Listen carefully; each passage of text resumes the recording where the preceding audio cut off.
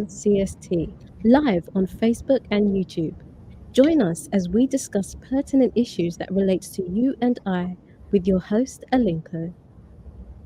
You're listening to the Progressive Mind Show, your number one community building show in the world. Every Wednesday, 6 to 8 p.m. CST, live on Facebook and YouTube.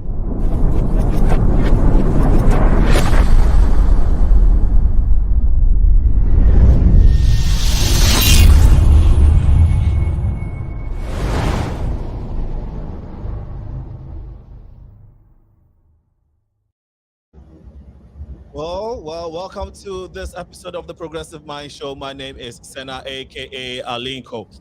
This afternoon, we switched the time on our viewers just a tiny bit. Really want to apologize for that. It wasn't on purpose. We just had to adjust it, so we can make room for this great team here coming from the coming from United Airlines. We had to work hard to get them to be able to work with your schedule. As you know it's a very tight one for them. And so we are very honored and pleased to have them here this afternoon, evening for some of you. It is 4 p.m. Central, actually 5 minutes past 4 p.m. Central time here in Chicago. It's usually the Progressive Minds goes live at 6 p.m. So please bear with us just for today. We will be going straight to our members. Captain Mike will not be with us to give us his segment because this is a special one. This is United Goes to Ghana, connecting the diaspora version episode of the Progressive Mind Show. Meet the team that went to Ghana, and we are going to be talking to their leader and the other team members. So welcome again this afternoon to the Progressive Mind Show. We would like to go straight to the guest here. We have Eddie L. Gordon Jr., who is the managing director of the Washington Dulles Airport Hub. Mr. Eddie, you're very welcome to the Progressive Mind Show. Thank you, and thank you for having me. My pleasure. Next to him is Marissa Robertson. Marissa Robertson is the Human Resource Business Partner. Marissa, you are very welcome to the show. Yes, thank you for having me as well. It's all my pleasure again. And we would go to next to her is Lindsay Cunningham. She is the Senior Manager Customer Experience. Lindsay, you're welcome to the show. Thank you. Happy to be here. And then lastly, we have the great one and only Lawrence Waters. That is not part of his name. I just added it to it. But Lawrence Waters, he's a supervisor airport operations at Washington Dulles Airport. Waters, let me just call Waters, Mr. Waters. But Lawrence, you're welcome to the show. Thank you all. Thanks for having me. Wonderful intro, by the way. Thank you. I like to introduce my guests as such because you are great people, and I know you're doing wonderful things for our communities. You also make time. I mean, you do wonderful work stuff for your company, but you also make time for community stuff. And we really appreciate when you all can take time to come on these programs to share your experiences, knowledge, and intellect with our community. So we really, really do not take it lightly at all. Now, let's get into it since we don't have too much time. If you're watching us on Facebook, please share the feed as we go on with this discussion. Eddie, I know when we spoke before this, we had already heard that the launching of going to Ghana was done at Washington, D.C. and all of that. But before we go into the thick of things, you are the managing director at the Washington Dulles Airport Hub. Help us correct it if I'm not saying the right way, and help us understand the organizational structure, the leadership structure of your cooperation, if you may add that at that hub. Okay, so here at Dulles, I am the managing director for United Airlines. Of course, other airlines fly to and from here, but for United, I represent the company and the teams for airport operations, which include, but is not limited to, the people who work our ramp and the people who work our customer service department report to me. So typically, if you're a customer flying on United, you will encounter one of the employees who report up to me. And if you have bags, luggage, or skis, our employees will make sure that you arrive to your destination together with your belongings. Thank you so much. Also, let's try to understand what Lindsay Cunningham. Can you elaborate a little bit about who you are? Eddie, I'll come to you a little bit. I'll come to you again because I would like to know, if you can share with our audience your educational background, some of the things you are into, so people will know you, not just being the managing director, but the other side of you. But Lindsay, give us a little background of you and what your role entails, and then we can go back to Eddie. Yeah, sure. So I'm a senior manager on the onboard experience team.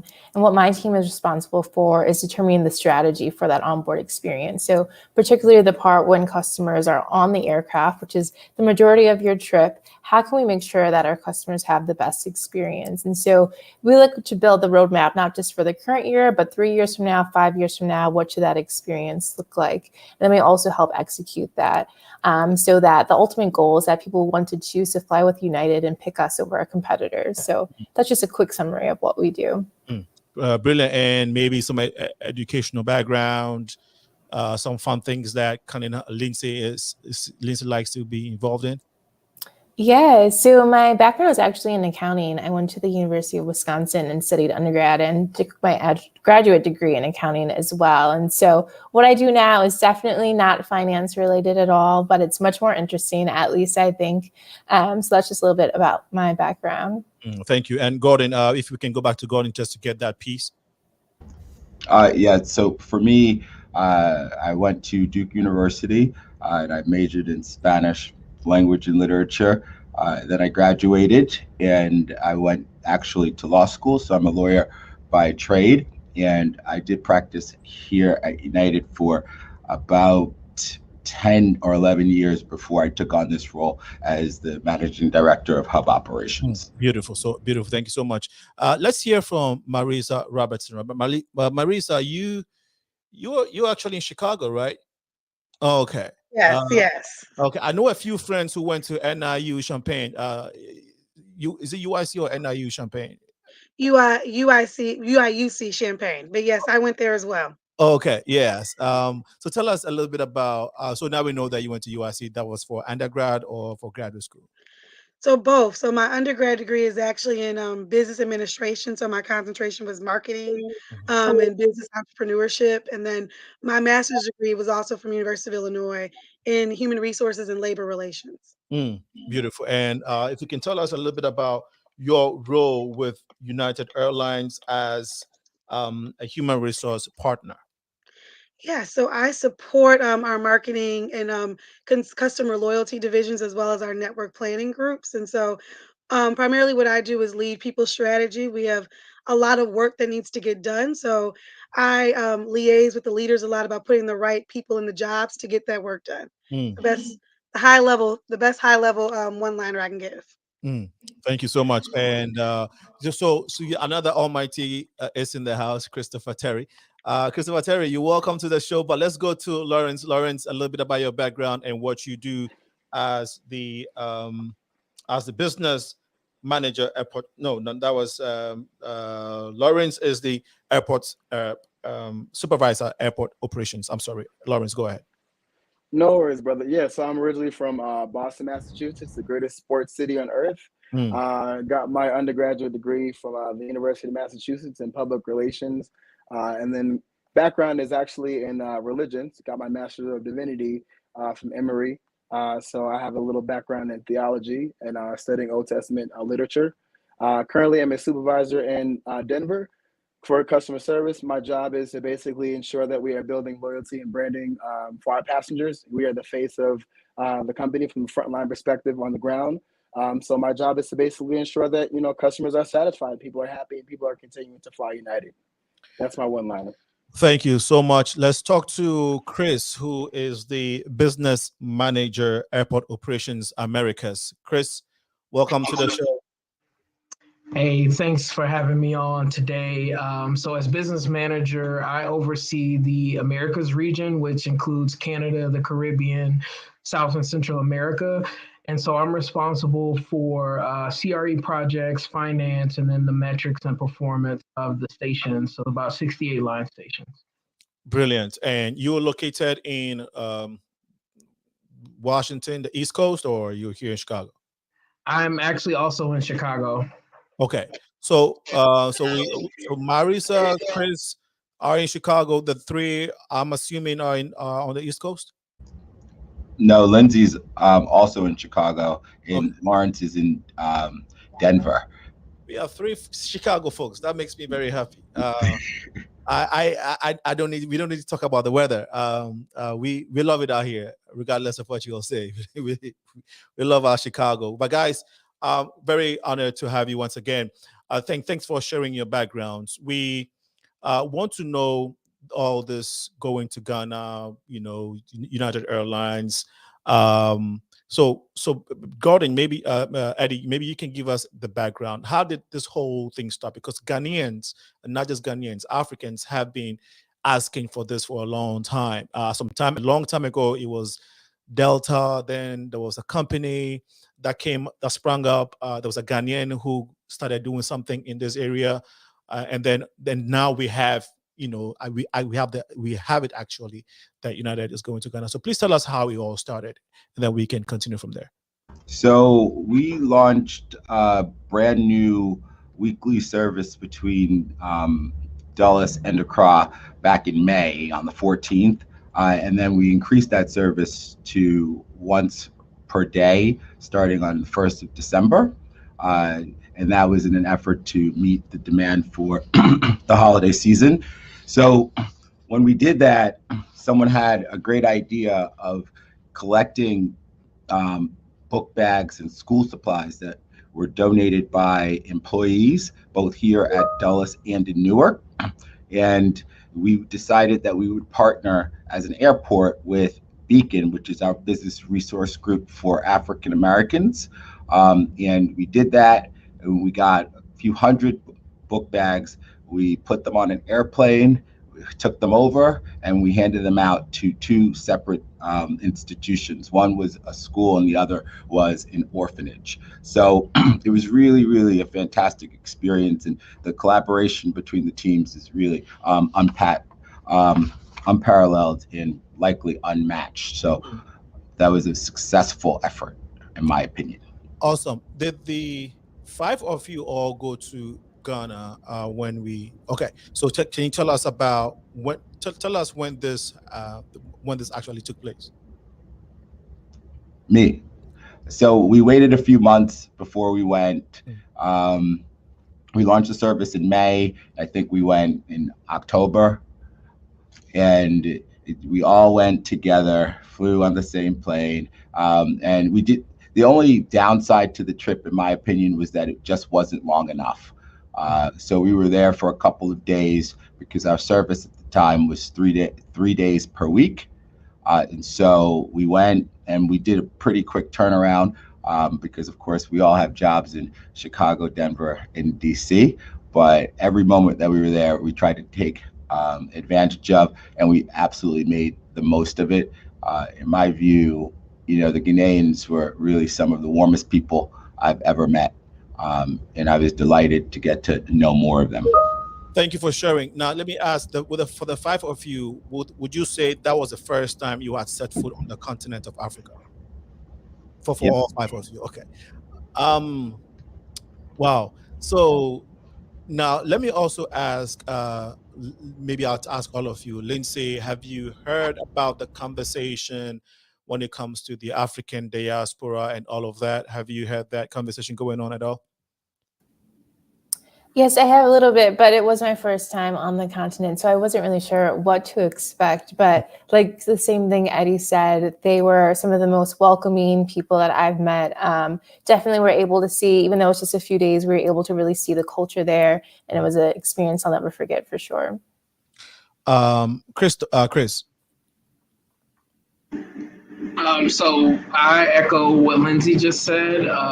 Yeah, so I actually, prior to graduating from Texas Southern, I attended Morehouse.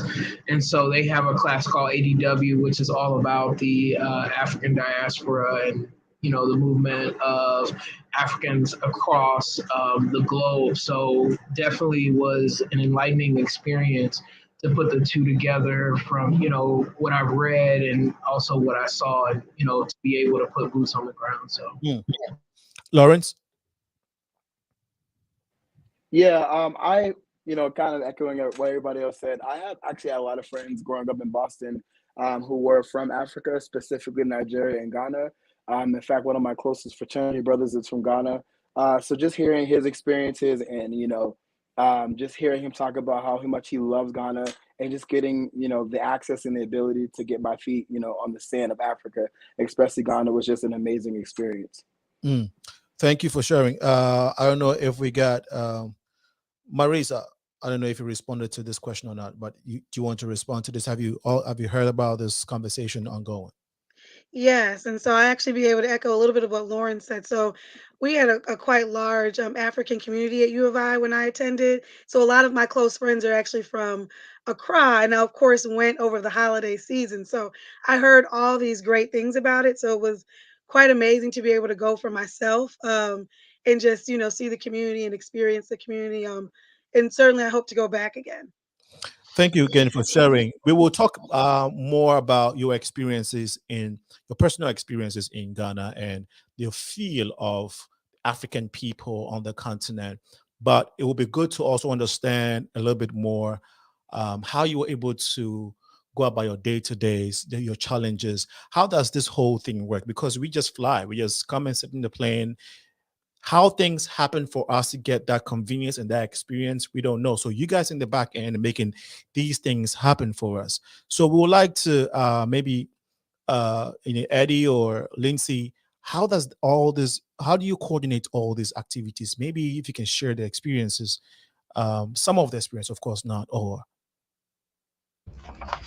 I'll take it. So, when we're deciding where to fly, we don't just go to a globe and spin it and where our finger lands is the ultimate destination.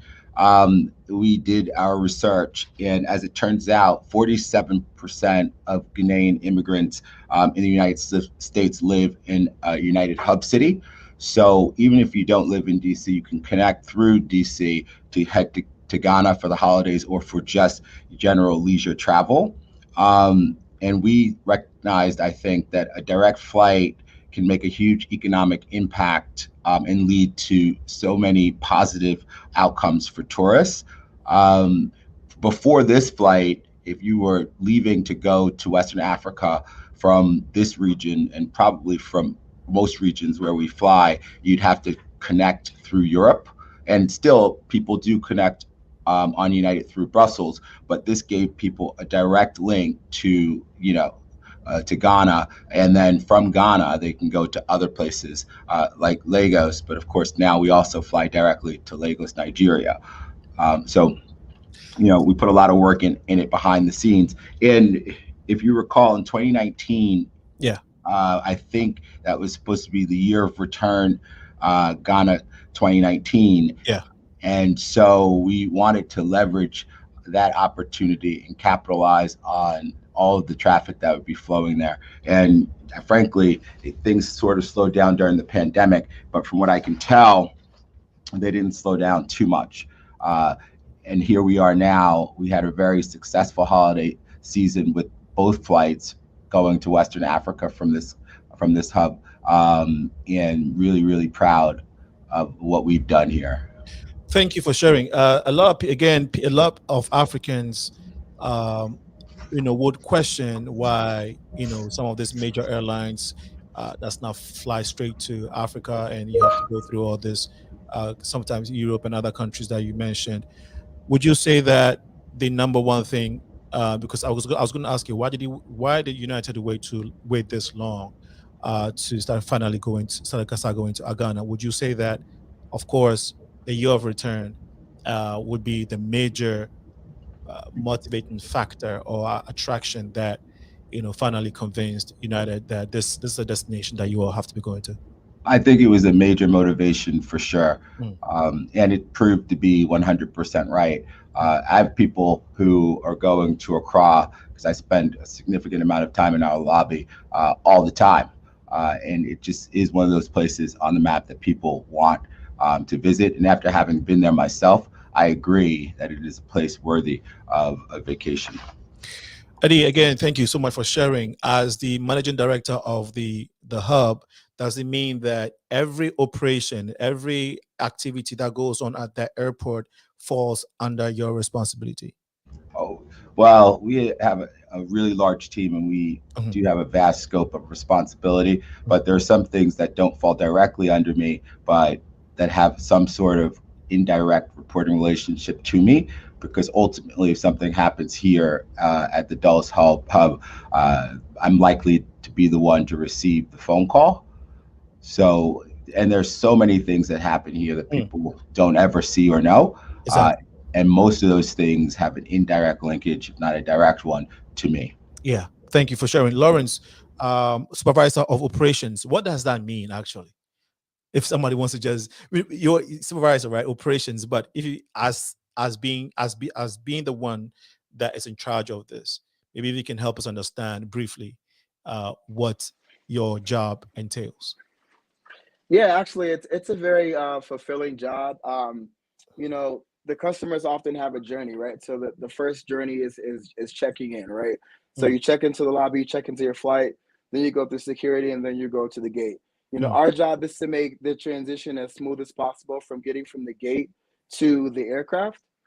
So we want to do anything that's going to mitigate any situation that may prevent the flight from taking off in time, that may cause a delay. So we look at all the variables, whether flights are coming in delayed, whether flights are coming in that are diverted, and taking all that information together, and working also on the customer service piece, right? Because it is a customer service role. So really just ensuring that passengers are really getting the best experience. You know, there are times where, you know, unfortunately I have to, you know, remove passengers for, you know, inappropriate behavior, or, you know, there are other situations where, you know, I'm recognizing agents for doing a wonderful job. So my job is all over the place. It's really fulfilling. It's really satisfying. Just to be able to see the smiles on passengers' faces as they're going to Cancun, as they're going to Ghana or Nigeria, or they're going on vacation, wherever they're going. But also on the flip side, being able to recognize my employees and our employees for going above and beyond to just ensure that passengers are getting the best experience. Thank you for sharing that, Lawrence. Again, now it gives us a little bit more in-depth, gives us more in-depth of what your job entails. Lindsay, I am sure that during this, how long have you been working with working for United Airlines? Almost 8 years. Good. Now, so would you say that your role as the customer service experience had intensified, or would you say that you had more challenges starting from, let's say, 2020 when COVID started, because of all these restrictions and all these protocols that customers had to adhere to?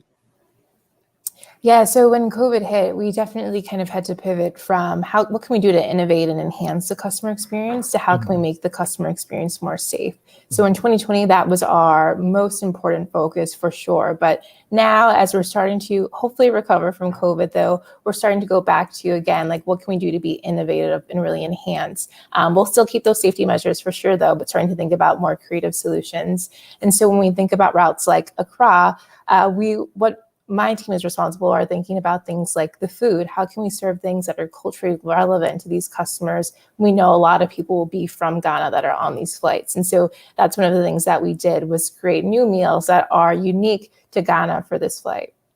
Thank you so much for sharing. One thing that at least I've gathered, and maybe you all can attest to, is that every job description or functionality is tough. You know, they're all unique. They will have certain temperaments to handle them and be able to actually, you know, and be able to be successful in them. But dealing with customers, if you were in charge with customers, it's a different ball game, because there are so many personality traits that you have to juggle with and make sure you are satisfying everybody. What would you say when it comes to your job as someone who leads the customer service department of your corporation? What has been some of the challenging reports or attitudes or cases that you have had to deal with for this past maybe 8 years, if you don't mind? Sure. So I would say this year, I mean, with COVID and the different safety measures that we having, that's definitely caused some implications this past year. I think we've all heard several news stories about that, right? But at United, we have what's called the core four. So it's our like 4 pillars that are most important. And number 1 is safety, and it's always going to be safety. And so that's with safety of getting our flights to the destination, getting us there on time. But it's also related now to COVID. And so we've implemented many new measures because of that. And so, yes, that did take some time, both with our frontline that's doing that and also communicating those to employees, or to our customers as well. But I think we've done a really great job of that. Definitely a learning lesson for sure. But I think that just sets us up really well once we get out of this. Thank you. I'm sure you've gotten a lot of complaints. What is the number one thing that customers frequently complain about? So, I mean, like I said, I'm sure there are many. There are some people, you know. But in your experience, what comes up a lot? We don't get complaints at United, so okay. I can tell you. So there's no complaint that has been repeated. Okay. But I will say, to Lindsay's point, that the travel experience today is quite different than it was pre-pandemic. Pre-pandemic, of course, you didn't have to take a COVID test in order to go to Accra. You didn't have to pay for a COVID test upon arrival. You didn't have to take a COVID test in Accra, and you didn't have to take one in order to depart. So it's just much more complicated, in some cases time consuming. And you know, our customer service agents are truly fantastic in making sure people have what they need in order to be able to enter the country. The one thing that Lawrence did not say, he did mention that he now works in, he focuses on getting customers from the lobby to the gate. But before this role, he focused on making sure that the onboard experience was as pleasant as possible in his role as an in-flight supervisor. So, we try to deliver and offer a full product from once you walk into our lobby until you get to your destination and get your bags. We want to make sure that you have a virtually seamless experience. And I think that we are perfecting that art as we navigate our way through COVID. Thank you so much. One powerful thing that you said there is that you don't get complaints a lot, and that goes to the excellent customer service or your attention to making sure that customers are getting the best experience. So thank you so much for sharing. In a little bit, we would open the phone line so you all can call in and share your thoughts, experiences, or if you just want to say hi to them, you can do so. Or if you want to make connections with any of the team members or even the entire team, that's fine. The number is 815-277-5047. In a few minutes, you can call in and share your experience or ask your questions. Marissa, as a human resource managing partner, if a human resource business partner, what exactly is that, and how does your office help coordinate this mission of going to Ghana? So, like HR business partner really deals with all sorts of people operations, more so for the role for whichever groups you support. So, specifically, like a group that I support now is network planning, and so one of international network planning at that. So, some of the employees I support actually dealt with the strategy behind when we were going to start flying to Ghana and from where, and how often that service how often we're going to offer that service. So, how many times a day or a week. Are we going to fly there? And then separately on the other end is the marketing and loyalty division. And so they deal a lot with sort of the seat backs and the in-flight entertainment experience. And so kind of how can we have things on the flight that are also culturally relevant for those who will be flying to Ghana, as well as our other international routes as well. You serve, I'm sure it's obvious that you guys serve a lot of Ghanaian food on that flight. Is that what the case is, Eddie? I don't recall what we ate on our flight, to be honest, so I can't answer that question. No, but what I'm saying is, on the flights that go to Ghana, is it more of African or Ghanaian cuisine, or is it just mixed up? We do try to aim for a culturally appropriate food for each of our routes. Okay. Let's see if we can get some comments on Facebook that have been coming in through so far. We have Let's go, brother. This is Marley Waters. This one is coming from Genesis Marley Waters. I'm hoping. Well, are these brothers? That's my younger brother. Okay, Hello, good, brother. great. Bless you. Thank you so much, Genesis, for sending that in.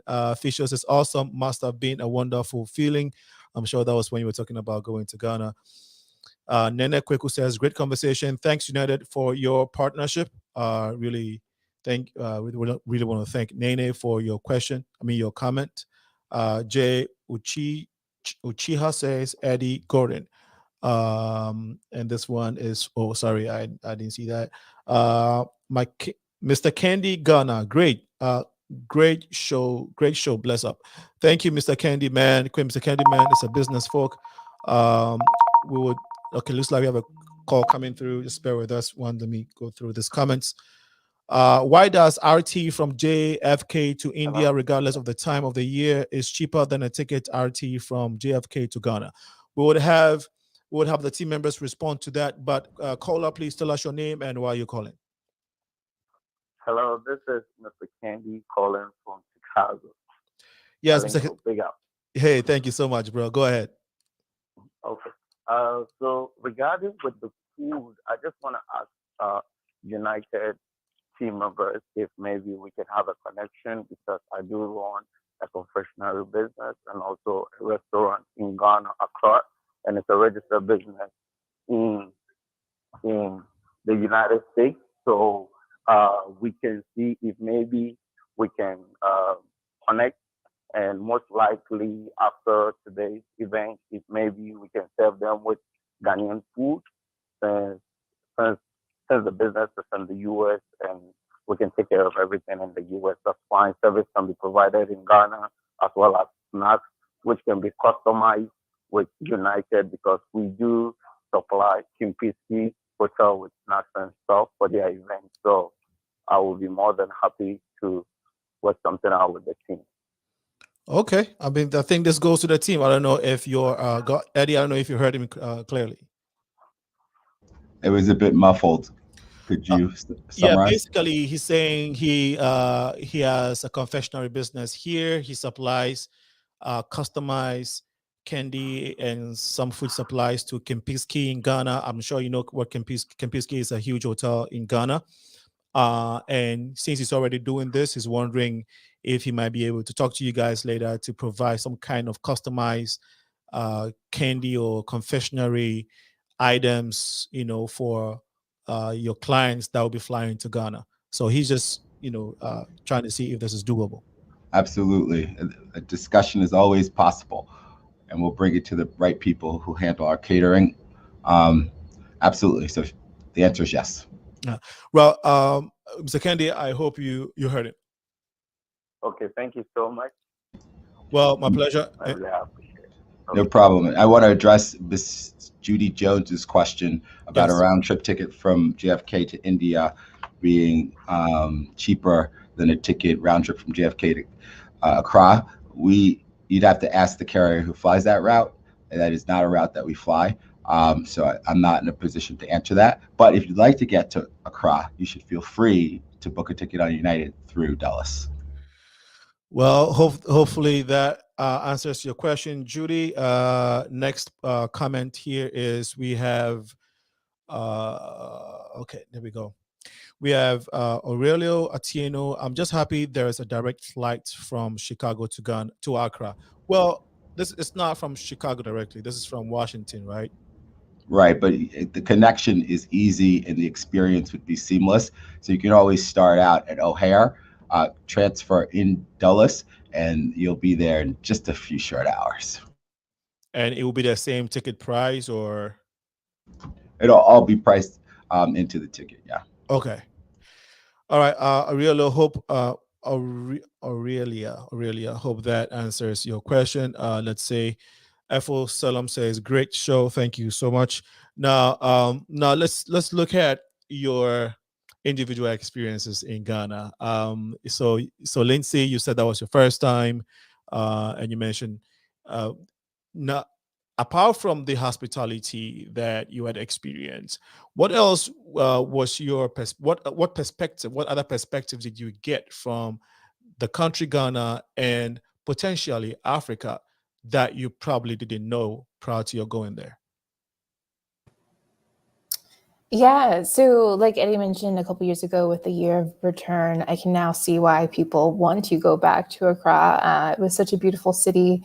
I think we were able to visit like the beaches. It was just a really beautiful place. And again, like the people were beautiful in their hospitality and the sense of community there as well. We were able to visit a village when we went to go and donate school supplies. And so we were able to see that piece of Ghana. But then we also went to great restaurants and went to a rooftop restaurant. And so it also has that big city vibe. And so I think I was surprised with such great diversity there is just within Ghana. And I'm sure there's even more so within the entire continent. And so now that I've been to Ghana, I would love to see more of the continent for sure. Yeah, Eddie, I'll come to you to maybe help us understand, I mean, your future plans for West Africa and then maybe Africa in general. But Chris, your view of what Ghana gave you of the Africa prior to your going there. Okay, can you ask the question one more time? I think I got the first part. Yeah. What is your perception now that you've been to Ghana of the African continent, of our African people, prior to you going there? You know, what is your current view of them now? By you having this experience in Ghana, what's your view now? I mean, if it differs from what you had before going. Got you. So I will definitely say it has been a burning desire of both mine and my sons to get to Africa. And so, you know, as a child, I actually studied a lot about just African culture, about the various countries in Africa. And so I will say that I have a different perspective than a lot of African Americans in the US have, even before going and after going.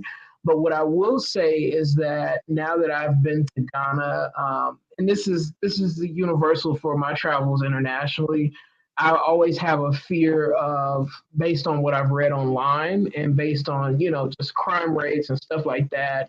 But Ghana is really truly a place of friendship. The people are extremely friendly.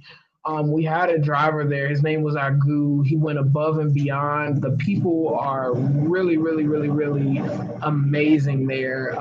They love to feed you. They love to host you.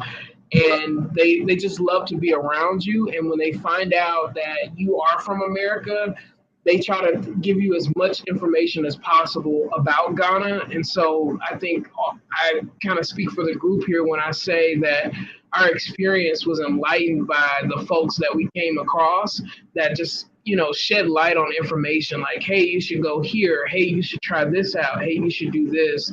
So, you know, leaving Ghana, I think Eddie and I discussed this, like, we're just ready to go back. Like, when can we get back? When can we go back? Thank you so much, Chris, for sharing.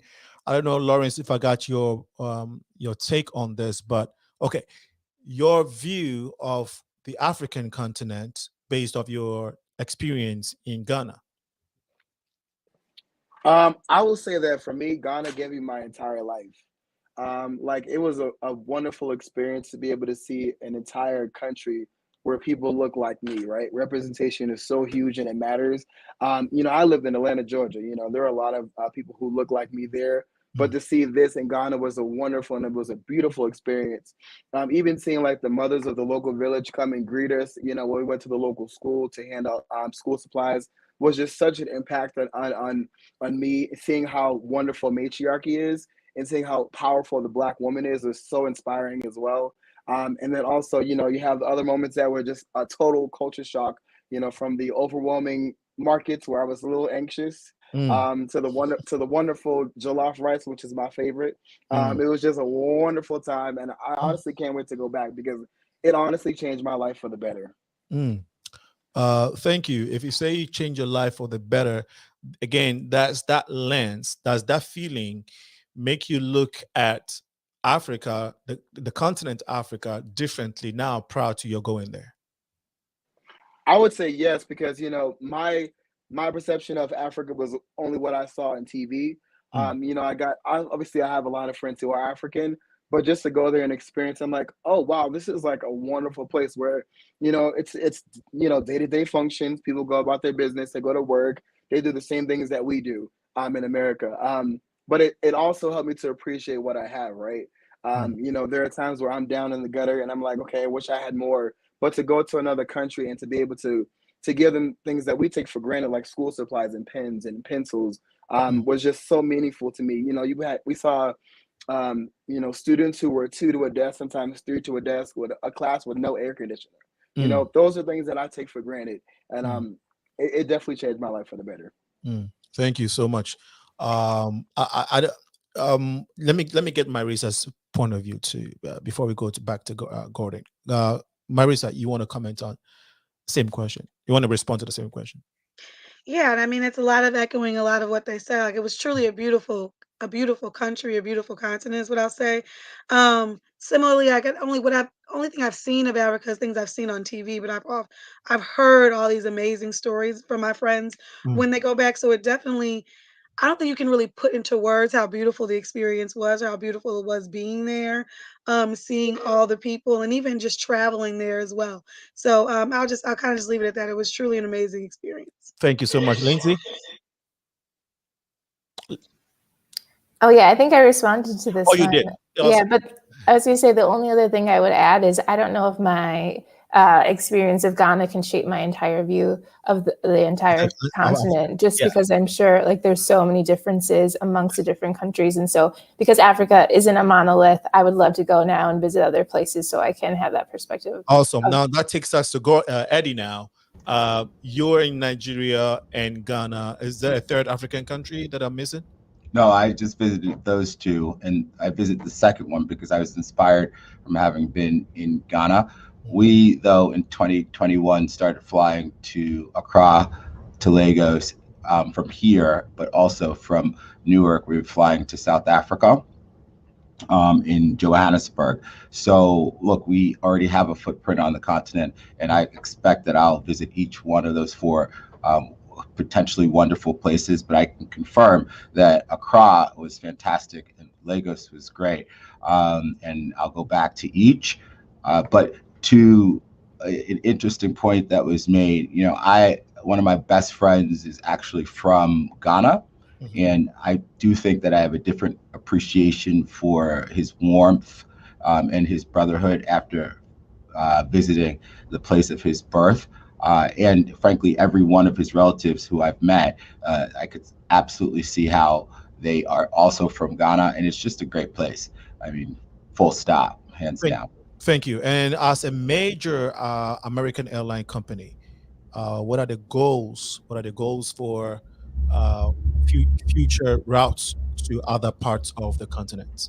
I'm not in a position to share that because I don't know. Okay. Thank you so much. And let's see, how did the pandemic impact on your operations as a managing director of the Washington hub? So, I don't know this role before the pandemic. I took it in October of 2020. But, I had traveled obviously before then, and it's just completely different. Look, we are always very, very concerned with safety. It is, as Lindsay mentioned, our first core value, because if we're not, then bad things can happen. So safety is always our number one priority operationally. And now from a health safety perspective, because you don't want people contracting COVID in your lobby or on your planes. And so we've taken measures, and one of the first U.S. airlines to do so, to ensure that that doesn't happen. Currently, you go to the airport and you don't have to actually touch our kiosk because we have provided for touchless service, just so that those people who are worried about germs don't need to be concerned. Or you go to your gate and you want to speak to somebody, but you don't want to approach that person. We now have something called Agent on Demand. So you can simply scan a QR code and text with, or you could even FaceTime with, or speak to an agent who could be right at our airport at any one of our airports where we have Agent on Demand agents. So we have modified how we operate just to keep people safe from a health perspective. Okay. So it's changed. It's just changed the game, and it's wonderful that people have adapted and adjusted accordingly. Thank you, because I was going to try to get from you, from Lawrence, some of these safety protocols that maybe clients or customers should be aware of, or some of these new protocols that you guys have adopted that should increase customer confidence. And you definitely mentioned that those, but I would like to take a few more. Looks like we're getting a call, but let's take this comment from Ben Abba. It's true, I have been flying the United Airlines Washington connection for my last 3 times going to Ghana, and it makes the trip less tiring and you can get there faster. Thank you so much for sharing. This is for Omorore, Johnny, good to know. Now, Eddie, is United permanently now going to be fly? Is this route now permanent, or is it like, say, 5-year, 10-year type of project? If you can help us understand that. No, our expectation is we will fly the route for as long as there's demand for it. So if that's 20 years, then fantastic, it'll be 20 years. If that's 10 years, it'll be 10 years. So we don't start flying somewhere with the expectation that we'll stop. Okay. Thank you. Looks like we have a call on the line. We want to take this one real quick and then get back to our panel here. You have been watching the special edition of the Progressive Minds. We're talking to folks from the United Airlines Washington hub, the managing director, and some of the executives on this team, on this show. This is Connecting the Diaspora episode, and we are glad that you've joined the show. Caller, please tell us your name and why you're calling. Yeah, my name is Joseph. I'm calling from Joliet. Okay, go ahead, Joseph. I just want to ask the company that they're gonna, put some, since Ghanaians people gonna be flying the airline, they're also gonna look to do something in Ghana, like show people like advertisement in Ghana. They're gonna do something in Ghana. Do you understand the point that I'm trying to make? Yeah, exactly. Eddie, if you want me to clarify, fine. If not, if you got it, Eddie, you can go ahead and respond to it. No, I got it, and I imagine that we already do advertise this route because it's really one of the important routes over the Atlantic for us. And if we don't, we certainly expect to when the timing is right. So the answer to that question is a resounding yes. How about, let's say, maybe some corporate social responsibility projects, like maybe helping with some school kids, school supply stuff, or providing water for some village, anything of that in the pipeline? Look, as we all have stated, we're likely to return to Ghana, maybe together, because we had a fantastic time. But I'm already looking for opportunities to return to do something humanitarian again, because it just felt good to be able to give back, and the appreciation that was expressed was largely overwhelming. So absolutely, we just have to find the right opportunity and the right partner. Awesome, thank you. Joseph, would that be satisfactory to your? No, it's not so satisfactory, because we've been seeing those stuff a lot. Africa, it's not like Ghana. Ghana is a rich country, because of I'm not a politician, so I can tell you about all those things. Because now most of Africa is a place that you go and give some poor people some water, give them candy, then you feel like you did something. But what I'm trying to say to you, the airline, why they don't try to find people who are doing something over there and say, oh, we are sponsored this kid, because we know that the money will go back to the country to build some work for other people to get a job to do. You understand what I mean? Yeah. So maybe they're planning for that, because they just started flying to Ghana last year, May. So maybe these are things that they are planning to do in Ghana, right? Because I'll tell you guys a story. I have my son is a 9-time national champion. Boxing champion. It's a boxing. He do boxing. He's a 9-time national champion. he's a 9-time national champion, and he's from. I was a fighter also. I used to fight for Don King. If you say national champion, are you talking about Ghana national champion or US? No, US national champion. Okay. This is the first time that he's going to Africa. You know, we're gonna do. He have his own. Me and my son did a movie for Lionsgate. My son have his own documentary on Amazon Prime. We're going there. We're gonna shoot a documentary. We're supposed to go with about 6 Americans, but because of the COVID, they don't want to go. So we're going there, but we have a crew over there to do everything. Okay. So my point is, recently when we try to go to Ghana next month, on the 5th, we're gonna get there on the 6th. We're gonna have maybe about 2,000, 3,000 people in the airport waiting for him. But when I'm going, I talk to Title Company. You know, they sponsor my son, so they give him some equipment. Other 3 gyms also, you give them equipment. I'm not trying to go there and show the poor places to come and show American people that, hey, this is Africa. Everybody's poor over there. Don't go over there and visit.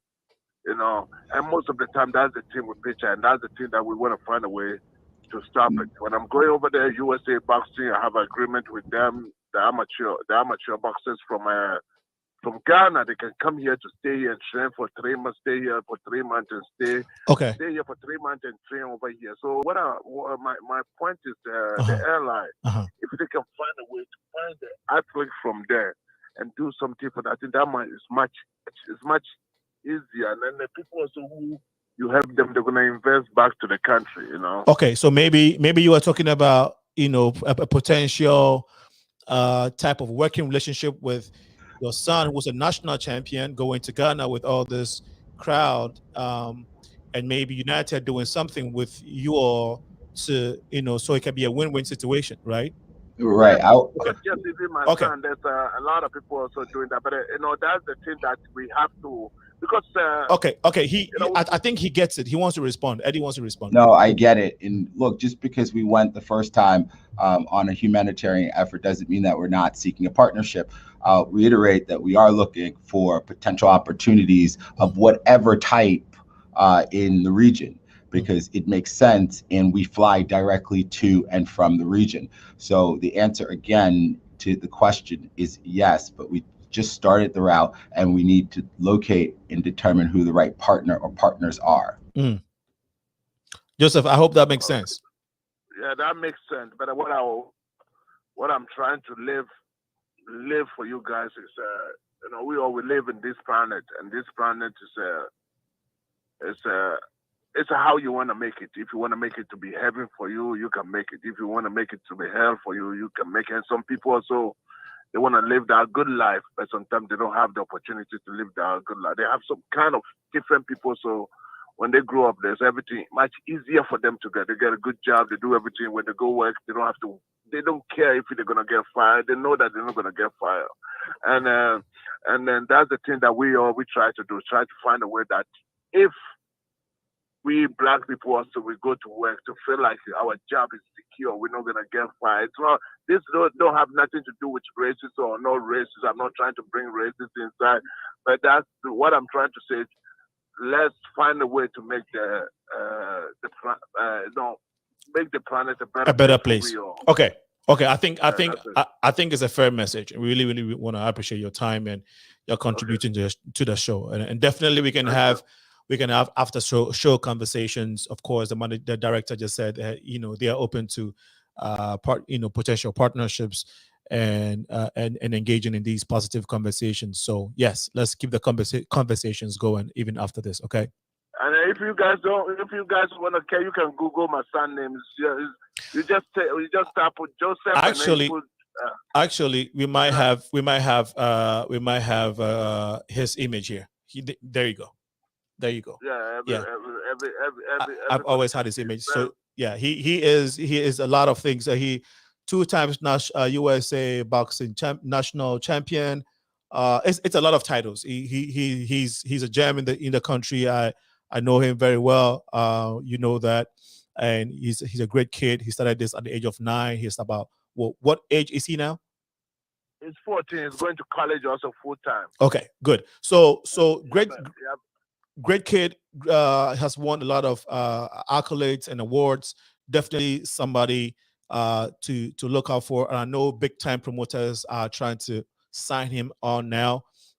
So yes, we understand the cloud that he carries and the future and the potential that he holds. We're definitely looking to see whatever we can do to work with him and to promote him and other kids and other people, organizations, anyone that is doing something great. I am sure that United's door are open to listen to and see what can be done or what the potentials are, right? Yes, but thank you also a lot. I listen to you. You know, I listen to your show always. I always call it, Yeah. because this is something that most of the African people, we can listen and then we can see what is going on in the town. Absolutely. So thank you. My pleasure, Thank Joe. you, Thank you everybody. so much. Thank you so much for calling. Okay, bye. All right. So let's go back to some of the comments here. We have Echo Official says, when are you starting the daily flights to Ghana? Sorry if this has already been discussed. If anyone wants to ring in again, number is 815-277-5047. 815-277-5047. I don't know who wants to take on this question. I don't know if Gord, Eddie. Yeah, the daily flight started on December 1st. December 1st, okay. Which is last year. So Echo, hopefully that answers your question, Echo. And this one is from Johnny Woods. Is there any future plans for direct flights from Chicago to Ghana? Yeah, I think that's a very good. Yes, thank you for saying this one. It was on my list. Currently, I'm not aware of any flights directly from Chicago to Ghana that have been announced. I hope that the Chicago members on your team can lobby for this, because there's a lot of Ghanaians here. So Marissa, Lindsay, and Chris, right? You are from Chicago. Have you all heard or been to Ghana Fest? No? Okay. So Ghana Fest is held in Chicago every last Saturday of July. It's one of the biggest, if not the biggest, African festival in the city of Chicago. Okay. And so you can look that up. This is an event that pulls crowds of 4,000. I think the last one before the pandemic hit was close to 8,000. So very, very huge festival. So definitely something that has to be looked into. Direct flights from Chicago. There's a lot of Chicago here, not just Ghanaians in Chicago, but a ton of Africans here. And I would even say the diaspora community is very large in the greater Chicago area. So I think United flying directly from here would do a lot of us some good. So maybe something to be Senna, I just want to say though, I think that all of your listeners should take advantage of our incredible connectivity. Mm-hmm. So I don't want people in Chicago to feel like they can't get to Ghana in an expeditious fashion, because they can. They just have to fly through my wonderful airport. But also there are people in Iowa who might want to go to Ghana, and Right. I would encourage them to fly through Dulles to get there. It's a great service, and they won't be disappointed. It's on one of our best airplanes, our 787-8, which, by the way, offers premium economy seats between the United States and Ghana, and is the only United States airline to do so. Thank you. Thank you for shedding light on that. A quick announcement here. This just came to us, and actually, the Progressive Mind Show is part of this. This is organized. This event is organized, and okay. So the 6th Region Global Chamber of Commerce is with Panama Historical Event presents Journey of Reconciliation of Mother Africa and her diaspora. This is a journey of reconciliation of Mother Africa and her diaspora. This basically is an event that is coming off this month, no, not this year. It's going to be in May. It starts from 19th of May to the 25th. Arrival day is the 18th. Now, the essence of this is that African kings and queens are journeying all the way to the West. They're coming to Panama to reconcile with their children that were separated from them 400-500 years ago through transatlantic slavery. The notion is that these kings and queens understand their contribution in the story of the African diaspora, or in the story of the diasporans.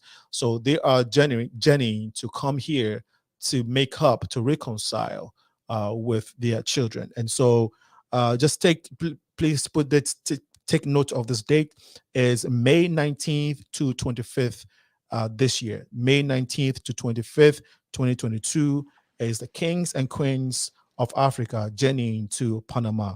Reconciliation, Truth, Healing, Unity. It's called the Reconciliation of Mother Africa and Her Diaspora. And again, this is being presented and organized by 6th Region Global Chamber of Commerce and Panama Historical Events. The Progressive Mind Show is very much involved, and we've been working together on this.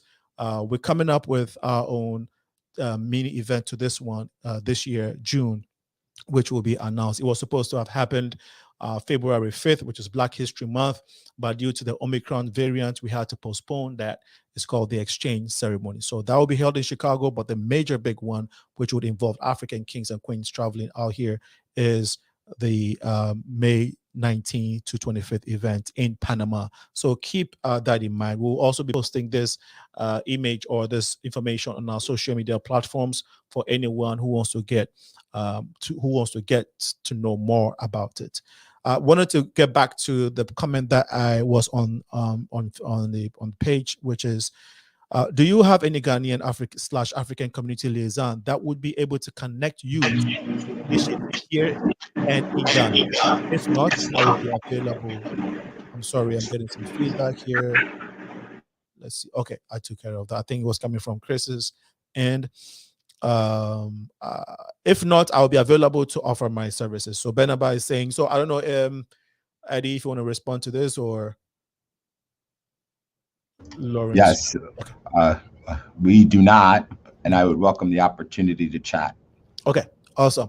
Benaba, there you go with that. Benaba, I'm trying to find out who Benaba is, but feel free to ring in. It's 815-277-5047. That way we can put face to name or put voice to name. We can make that connection. Sometimes I'm not able to tell by just the names on Facebook. Ghana and Coco says, I believe fuel plays a factor in the direct flight. Okay. That was Ghana and Coco's point. Dama Mackenzie, how about affordable flights within the continent? This is something we need to work towards. I don't know if United flies within the continent of Africa. I flew United in May of 2021, and it was awesome. Well, if you all had anybody else that had a great experience, please, you can call and share vividly, how it felt. I haven't experienced it yet, but for those of you who have, please let us know. You can ring.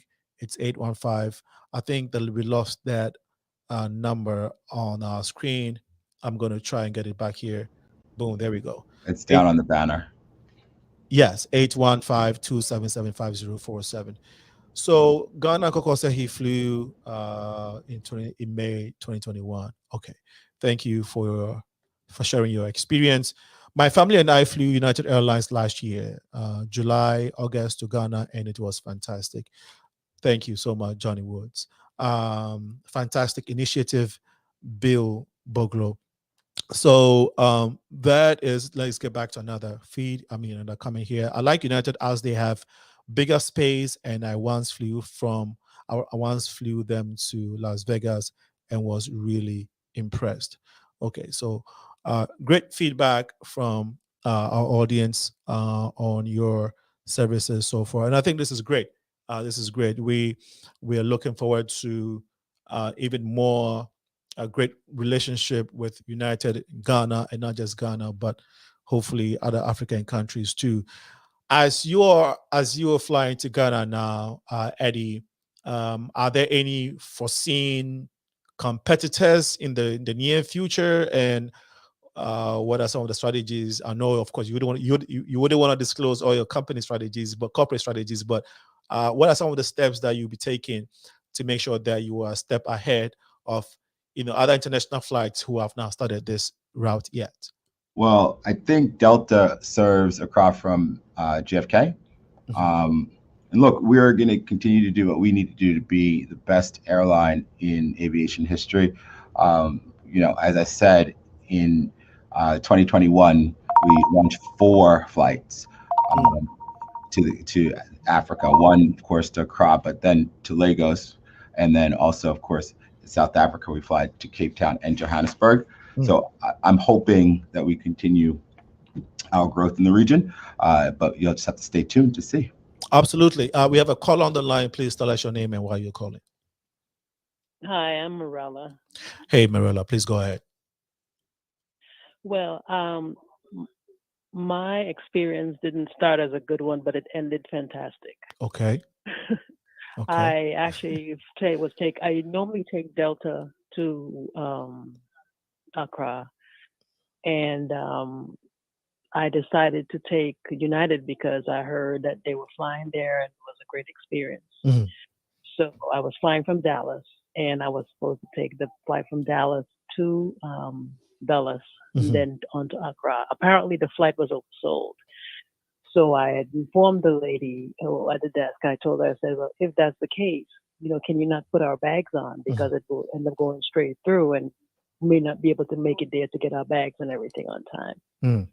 So she said, okay, fine, she'll do that. However, she didn't end up doing it, and our bags ended up leaving us. And mind you, it was my birthday the next day. So that whole trip seemed like it was going south really fast. Anyway, we ended up getting to Accra, but again, we didn't take Dulles. We didn't go to Dulles. We actually went through and went back with our old airline, Delta, and went to Accra. We stayed online with the people on the phone about our bags and everything, and they themselves wasn't sure if we were going to get our bags or not. However, one person that we did speak with said he's assuring us that it would get there, but apparently it was showing that there was no communication because everybody that we spoke with was saying something different. However, when we got to Accra, lo and behold, we were looking at the carousel because we were already told that, we weren't going to get our bags. And as I looked at the carousel, I saw the guys pulling the bag. I said, "Hun, that looks like our bags." Went up there, and sure enough, it was our bag. So it started out sour, but it ended off really great. And I'm thankful for that person who really was diligent in making sure we got our bags, that it met us in Accra. And I look forward to flying with United. Thank you. To Accra. Thank you. We look forward to having you fly with us, and I'm sorry about that experience, but I can tell you that if you were to get on an airplane and actually fly over the Atlantic, you'd enjoy it on our 787-8 more than you would enjoy the 767-300 that goes for Delta. So just give us a try and let us know how we do. Okay. I hope she heard that. I think we have another call online. Can you please tell us your name and why you're calling? Yeah, Alinko, I'm Daniel Aponsa. I'm really enjoying the conversation, and thank United for providing another alternative to fly home. My brother, good to hear your voice. Let's try and do something very soon. Okay.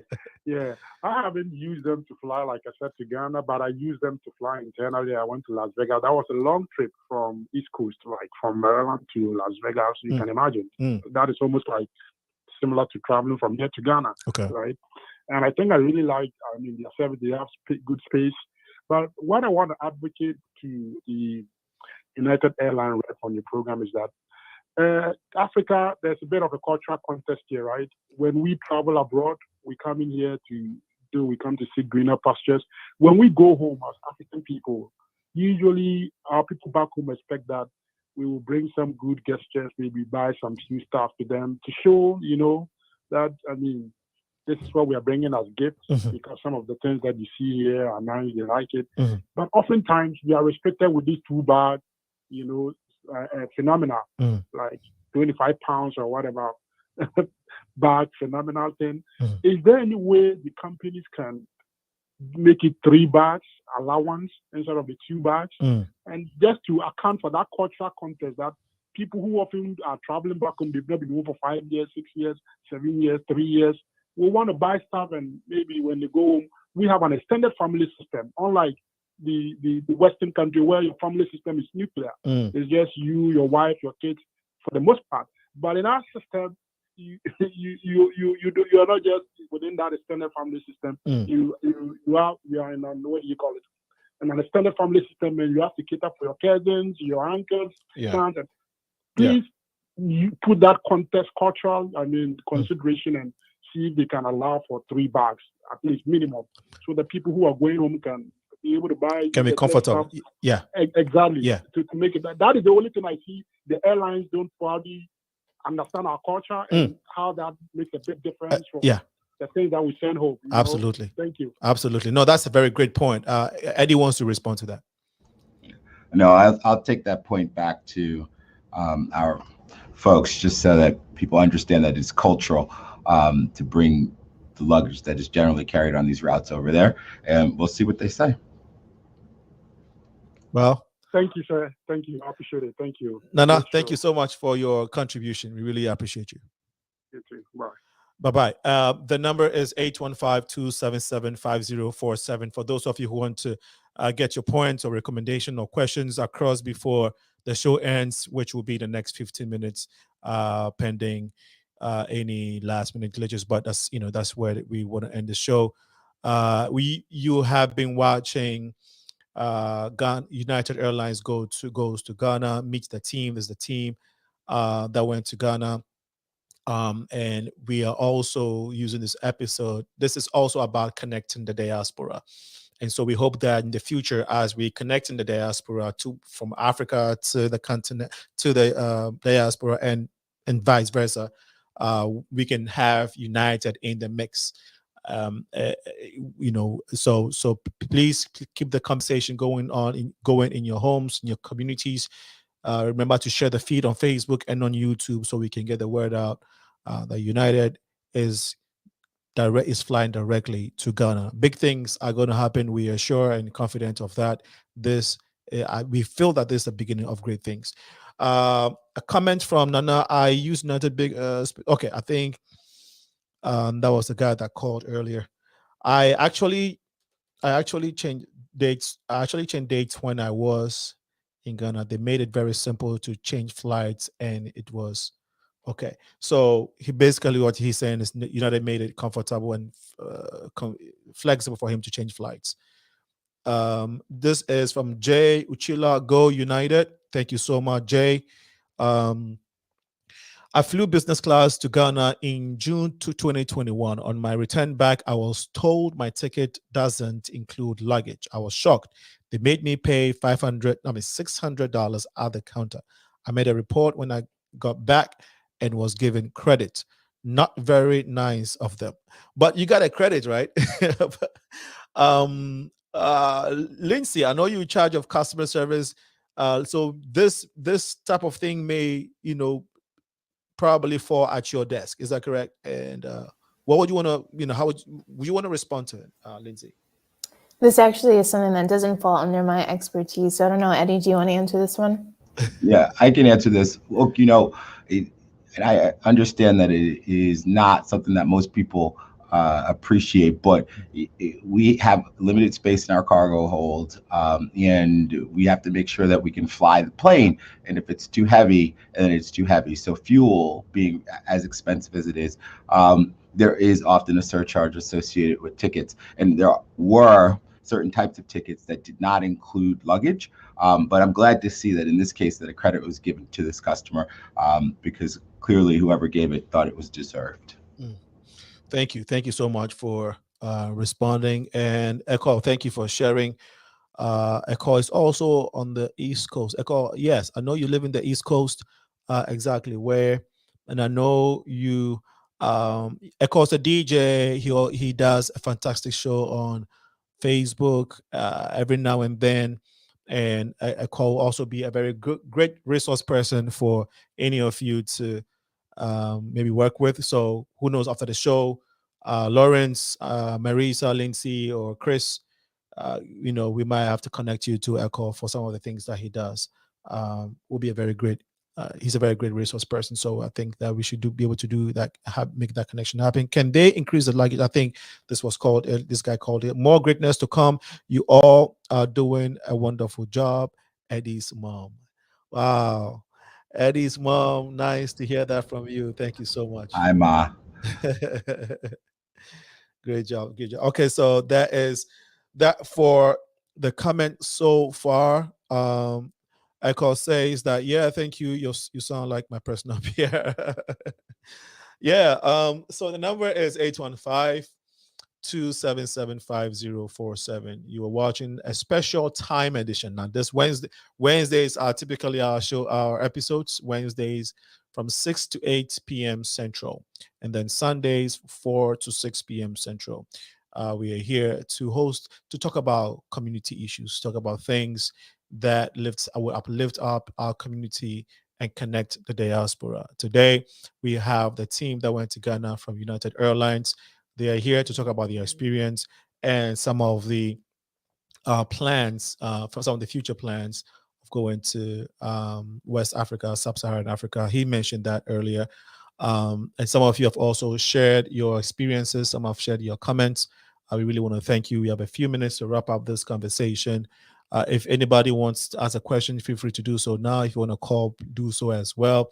We also want to remind our audience that from February from next month, beginning next month, the Progressive Mind Show is going to have a co-host. So it's no longer going to be Alinko. It's going to be Alinko but that end person will be introduced to you very soon. We're very, very excited about the fact of this co-host program that's going to start on Progressive Minds, because the workload is growing. We are expanding. There's more to come, and so we need to expand our capacity to be able to handle these things that are coming. Well, let's start with. I know, Chris, you have not spoken in a while, but let's say that you've been to Ghana now. Given the chance to go to another African country, is there anyone that pops up in your head currently, or you would have to think about it? I know this is just a got you question. I actually would say, Alinko, all of them. So I consider myself to be a world traveler. So one of my goals is to hit every country in the world. But if I had to say what country is up next, I would either say would be Nigeria or Senegal. Lindsay? So next on my list is Kenya. In one of my recent vacations, I met a group of friends there, and they just rave about Nairobi, and so that's definitely next on my list. Kenya, yeah, that's a beautiful, beautiful country too. Beautiful people. Marissa? I would also have to say either Nigeria or Kenya. I got to go to Ghana, so now I'm like, I want to go see, go to Nigeria, where a lot of my other friends from Africa are from. Okay. Lawrence? Yeah, so I'm actually going to Egypt in March for my 40th birthday. So I'm going back to the motherland. I'm excited to go back. I want to see the pyramids and the Sphinx, and I'm a foodie, so I want to eat the food. So that's where I'm going next in March. Awesome. Eddie gets to go everywhere. No, I'm just kidding with that. Eddie, I know you've been in South Africa, Ghana, and Nigeria. You share that. That's how I know. What is your next destination, given the chance? It'll probably be Ghana, but after that, independently, I want to go to the Ivory Coast. Oh, okay. Well, you have to take some French lessons if you don't already have. Oui.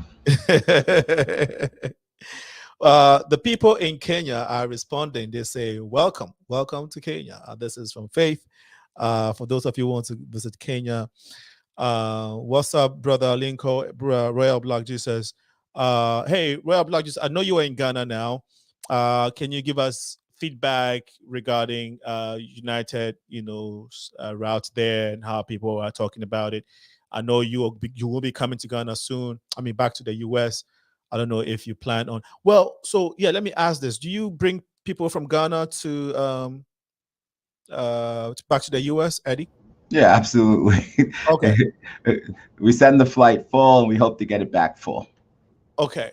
So how does that work? You land and you wait for a few days, weeks, and come back. Can you? Usually it's overnight, so we get there in the morning and leave at night. Oh, okay. Okay.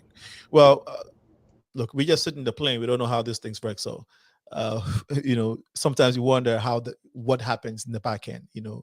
I for one is always curious about what goes on in the back end. How do these things happen? So, I'm very always intrigued with the operational work that goes on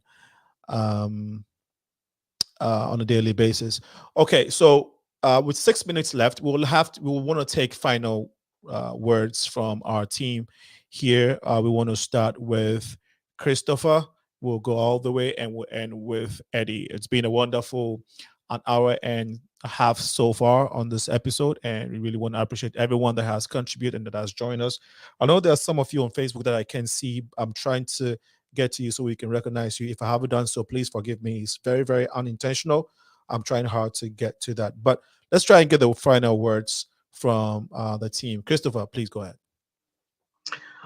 So first off, I want to thank the Progressive Minds Show, all the staff and everybody there for inviting us out specifically to talk about our experience as it pertains to our Ghana trip.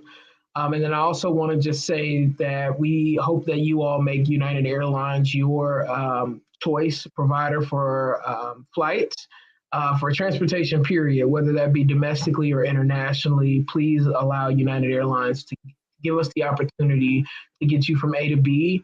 If you've tried us in the past and you've had any sort of issue in the past, just please understand that United Airlines is consistently innovating. And so you will find that if you have not flown us within the past 2 years, it is a new experience. So look forward to see you all in the friendly skies. Thank you. Thank you. Let's hear. Oh, looks like we lost Brother Lawrence. Okay, he is back now. Before we continue with the last word, there's something that I wanted to ask that skipped me. Can you briefly help us understand the experience in working with government officials in finally getting this route to Ghana successful, Eddie? Actually, I was just having this discussion with someone recently, and I think the Ghanaian government was extremely excited to launch this flight and was extremely cooperative. So it was a very positive experience. And at the inaugural in May, I think it was May 14th of last year, we even had some dignitaries come and join us for the launch, and it was great. They were wonderful. We took pictures, and we now will be friends for life. Friends for life, indeed. We hope that it stays that way. Okay. We wanted to continue with the last words, but there's this important comment that came through from Michelle, and I want you all to respond to. Anybody can respond. If anybody can take on this one. Is it true? Is it really true that if you purchase your international ticket at the United counter, it will be cheaper than the prices online? And I don't know the answer. I suppose in some cases it could be. It also depends on the class of service and where you're going. So there's no right or wrong answer that can be provided to that definitively. Typically, what's the culture? Most people, I think, don't purchase their tickets at the counter. They purchase them through some other avenue. So, you go online, you get your ticket at united.com, or you go to one of the other services that offers tickets. Great. Okay. So now we would continue with the closing remarks. We had Chris, Marissa, please. All right. Yes, I want to thank the Progressive Mind Shows for having me as well. This was, truly a great experience. I cannot wait to go back to Africa, Ghana, and many other countries there. So, like Chris said, I hope you all make United your airline of choice, and hope you all also become Mileage Plus loyalty members and continue to fly United. Thank you so much, Marissa. Uh, Lawrence. Yeah, much to what Marissa said, I want to thank you guys, the Progressive Mind Show, just for a wonderful experience to be able to share our story. Storytelling is important at United, so we're just glad that we're able to share our wealth to you guys. I'm looking forward to going back to Ghana. I'm looking forward to eating my jollof rice. And please, you guys, if you guys are looking for airlines to go to Ghana, please consider United Airlines. You won't regret it. Now we'll go to Lindsay. Thank you so much, Lawrence. Lindsay, please. Yes, like everyone said, thank you so much for having us. Our trip to Accra was definitely an experience of a lifetime for me, so I'm always excited to be able to talk more about it. But again, like everyone else said, I hope that you were able to learn more about United, and this truly is such an important route for us, and we put a lot into this experience, and so we hope you choose to fly us in the future. Thank you. Before I go to Eddie for his final remarks, did any of you make what do you call it, local friends in Ghana? Chris, did you make any buddies? Oh, for sure. I think we all have a friend in Agu, for sure. Oh, Lawrence, you too? Okay. Yeah, I would say Agu is my buddy. That's my buddy now. Who? Agu, our driver. That's my buddy. Agu? Okay. So you all know that your jollofs are guaranteed anytime you touch foot in Ghana. Did you guys try wache too? No? Oh, what was that? Wache, there's another type of rice. Rice is prepared in several ways. So jollof is the one you're used to, but there's one called wache. Man, you have to try that. Okay. I will. So, I will. all right. So now that we got that out of the way, Eddie, your final remarks. So look, thank you so much for having us. I feel like everybody on the screen who went to Accra with me is now an extension of my immediate family, professionally at least. So I want to encourage people to give it a try, because we are extremely pleased to play a role in helping bring the year of return back in a meaningful way and bring people with African and Ghanaian descent back to Ghana to invest in the community, to learn, and to spend time with their loved ones. So give us a try. Let us know if we could help you in any way, and we'd be happy to do so. Thank you. Thank you so much, Eddie Gordon, who is the managing director of Washington Dollars Hub. I really appreciate your time. The conversation about the diaspora is getting bigger and bigger. It's getting momentum like never before. As people of the global community, of the global Black community, it's very important that we figure out ways of connecting, working together, and acknowledging our existence here in the diaspora and on the continent. We're very thankful for United to taking this initiative, flying directly to Ghana. It helps with convenience. So we're now going through Europe and other countries before we go to Ghana. It makes the journey shorter. It's less tiresome. Of course, saves us some money. We talked about the luggage issue. We are hoping that Eddie, you will take this matter on. Very important, because that is very crucial. Going back home, us Africans here, remitting to our relatives back home and taking care of them at the end of the day is very important to us. So that is something that will go a long way in helping with the relationship of working in boosting the relationship between Ghanaians, even Africans in general, when it comes to United Airlines doing business on the continent. So again, my optimum gratitude goes to you, Eddie Gordon, Managing Director, Lawrence Waters, Supervisor, Airport Operations, Lindsay Cunningham, who is the Senior Manager, Customer Service Experience, Marissa Robertson, Human Resource Partner, and my brother Christopher Terry, who's a Business Manager, Airport Operations Americas. We really want to thank you. You have watched the Progressive Minds episode of United Goes to Ghana, Connecting the Diaspora Meets the Team. Next week, Wednesday, begins Actually, we're ushering you into Black History Month. All of this ties into Black History Month. Okay, we have come a long way, and we are doing awesome as global citizens. So stay tuned next week, Wednesday from 6 p.m., and you will be seeing our co-host, and we pledge to keep the community conversation, community dialogue ongoing. Ladies and gentlemen, my guest, you have been awesome. We're looking forward to working with you in the future. On this note, we want to say thank you and have a wonderful evening. All right, to our audience, thank you also so much for being on the show and for sticking around with us and for contributing to the show. We really want to thank you. Remember that the exchange ceremony coming up on the 5th of February has been canceled due to Omicron. It's coming back, but we'll be putting our promos and alerting you on social media as exactly when it's going to happen in June, first Saturday in June. The exchange ceremony is bringing the diaspora together in cultural performances. It's also awards. It's going to be a cultural fashion show as well. Africans, Caribbeans, African Americans, Latinos, we are coming together to celebrate our humanity, celebrate our cultures. It's going to be very beautiful. We are also going to be honoring Reverend Jesse Jackson at the Rainbow Push. So please stay tuned. And we have a last minute caller. Let's take this caller so that we don't. Please tell us your name and why you're calling. Yeah, this is Captain Mike. I didn't know that it was. Captain Mike, we just spoke to your folks. We just got through the show, but that's fine. Hopefully we can have you on next week Wednesday.